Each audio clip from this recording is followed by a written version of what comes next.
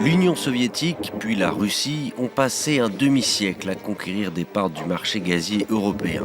À une époque pas si lointaine, plus d'un tiers des besoins du continent étaient couverts par Moscou.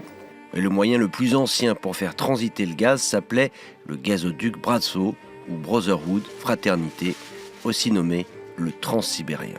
Sauf que depuis ce mercredi, sur le site de l'opérateur ukrainien, tout indique que le robinet est fermé. Kiev n'a pas renouvelé le contrat qui permettait chaque année le transit de 14 milliards de mètres cubes de gaz russe via l'Ukraine.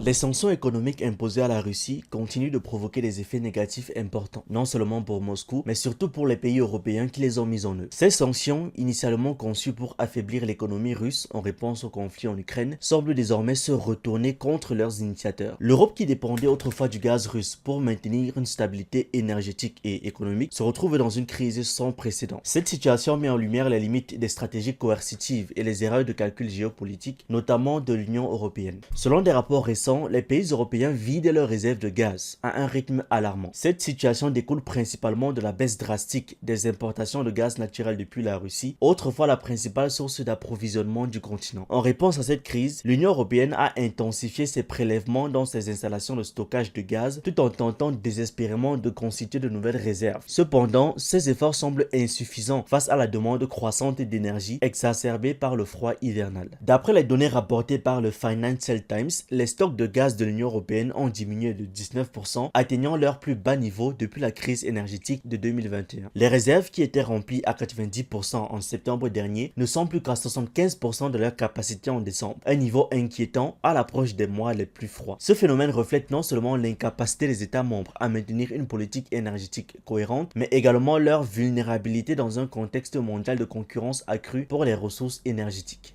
Depuis les années 70, plusieurs gisements de gaz fossiles sont exploités dans la mer du Nord, par le Royaume-Uni, les Pays-Bas et la Norvège.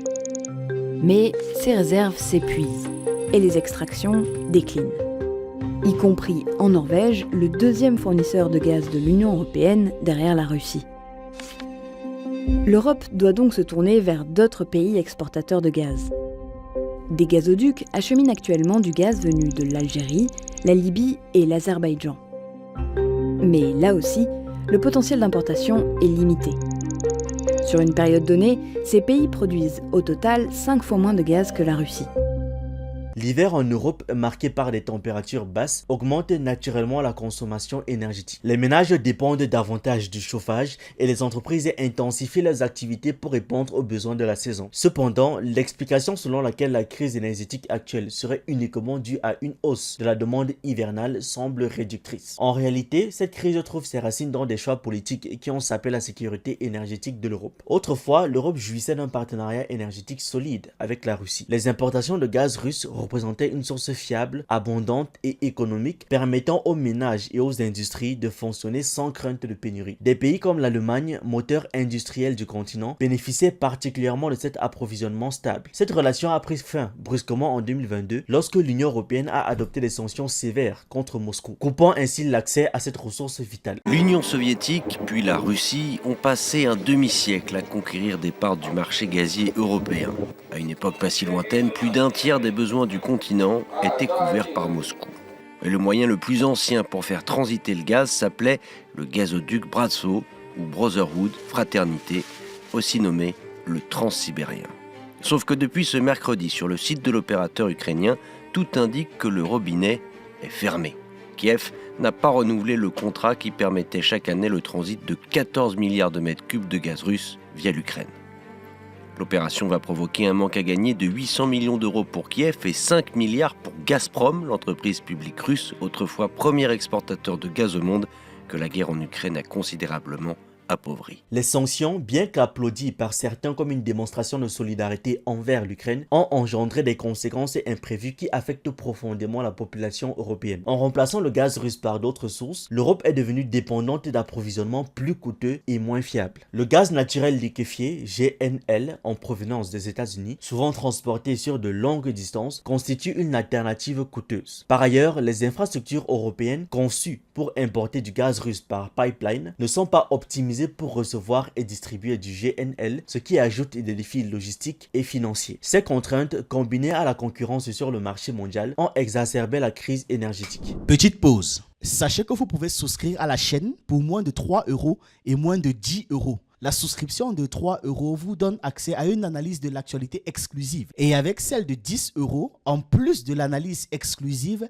vous aurez droit à un documentaire hebdomadaire. Tous les membres de la chaîne peuvent rejoindre le groupe Telegram où j'ai déjà partagé plus d'une centaine de vidéos qui ne sont plus disponibles. De quoi bien vous occuper. Et pour ceux qui veulent se lancer sur YouTube, ma formation est toujours disponible. Je vous laisse toutes les informations en description. L'intégration de l'Europe au marché mondial du gaz a transformé l'Union européenne en un simple acteur parmi d'autres, en compétition avec des économies asiatiques dynamiques qui peuvent se permettre de payer des prix plus élevés pour sécuriser leurs approvisionnements. Dans ce contexte, les pays européens se retrouvent en position de faiblesse, incapables de rivaliser avec ces acheteurs mieux positionnés. Cette situation a des répercussions directes sur l'économie européenne, rendant les coûts énergétiques prohibitifs pour les entreprises et les ménages. La crise énergétique en Europe s'inscrit dans un cercle vicieux difficile à briser. Sans accès à une source de gaz fiable et abordable, les industries européennes ne peuvent fonctionner à pleine capacité, ce qui affaiblit l'économie dans son ensemble. Cette faiblesse économique limite à son tour la capacité des États membres à investir dans des solutions énergétiques alternatives ou à concurrencer d'autres acheteurs sur le marché mondial. Ce cycle de dépendance et de vulnérabilité renforce l'instabilité économique, augmentant les tensions sociales et politiques à travers le continent. L'avenir s'annonce encore plus sombre. L'arrêt du transit du gaz russe via l'Ukraine,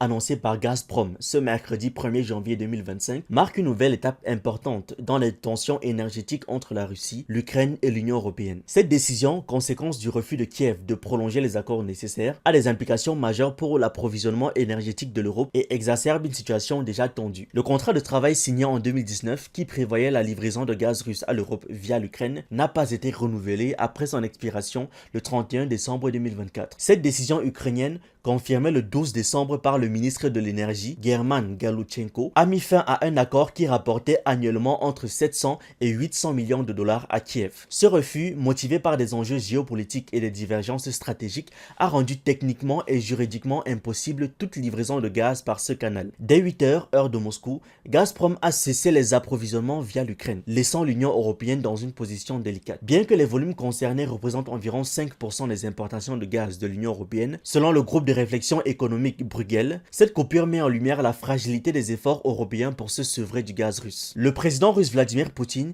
qui avait anticipé cette rupture, a clairement indiqué en décembre que Moscou n'envisageait pas de renouveler le contrat de transit avec l'Ukraine. Il a également souligné que des alternatives étaient possibles, notamment en passant par des tiers contractants tels que la Turquie, la Hongrie, la Slovaquie et l'Azerbaïdjan. Cette stratégie vise à maintenir l'accès du gaz russe au marché européen tout en contournant l'Ukraine. En parallèle, Moscou continue de développer ses partenariats énergétiques avec des pays asiatiques, renforçant ainsi sa résilience face aux sanctions occidentales. Toutefois, la perte du réseau de transit ukrainien reste un défi pour Gazprom, qui doit désormais compter sur d'autres infrastructures comme Nord Stream 2 pour compenser ce manque. La décision de Gazprom intensifie la pression sur l'Union européenne, qui fait face à une période hivernale marquée par une forte demande énergétique. L'arrêt du transit ukrainien risque d'entraîner une hausse significative des prix du gaz, aggravant une crise énergétique déjà coûteuse pour les citoyens et les entreprises européennes. Les États membres, bien qu'ayant diversifié leurs approvisionnements, restent dépendants des importations de gaz naturel liquéfié, souvent plus onéreux et plus difficiles à transporter. La Slovaquie, par exemple, a exprimé son inquiétude face à cette situation. Son premier ministre, Robert Fico,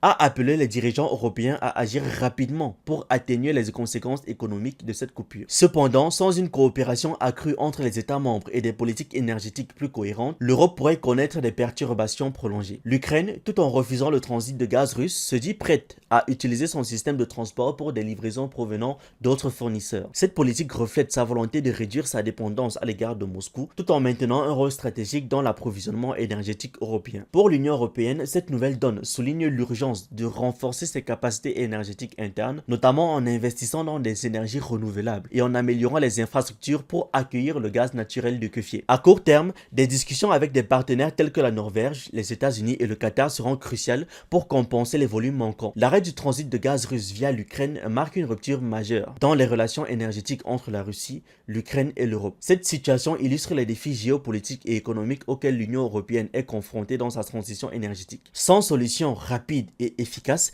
cette crise pourrait s'aggraver, affectant non seulement la stabilité économique de l'Europe, mais aussi son influence sur la scène internationale. Cette annonce illustre à quel point la politique énergétique européenne est devenue dépendante de facteurs externes hors de son contrôle. Les conséquences de cette crise sont déjà visibles dans la vie quotidienne des citoyens européens. Les prix de l'énergie ont atteint des niveaux records, forçant de nombreuses familles à réduire leur consommation ou à faire face à des choix difficiles entre le chauffage et d'autres nécessités. Les entreprises, en particulier les petites et moyennes entreprises, sont confrontées à des coûts d'exploitation insoutenables, entraînant des fermetures et des pertes d'emplois. Dans certaines régions, la situation est si grave que des gouvernements locaux envisagent des mesures d'urgence pour limiter la consommation énergétique. En dépit de ces difficultés, l'Union européenne semble persister dans une stratégie qui ne fait qu'aggraver la situation. Les sanctions, qui devaient affaiblir la Russie, n'ont pas atteint leurs objectifs. Moscou a réussi à diversifier ses partenaires économiques, notamment en renforçant ses liens avec la Chine, l'Inde et d'autres pays asiatiques. Pendant ce temps, l'Europe s'enlise dans une crise qu'elle a elle-même contribué à créer. Pour surmonter cette crise,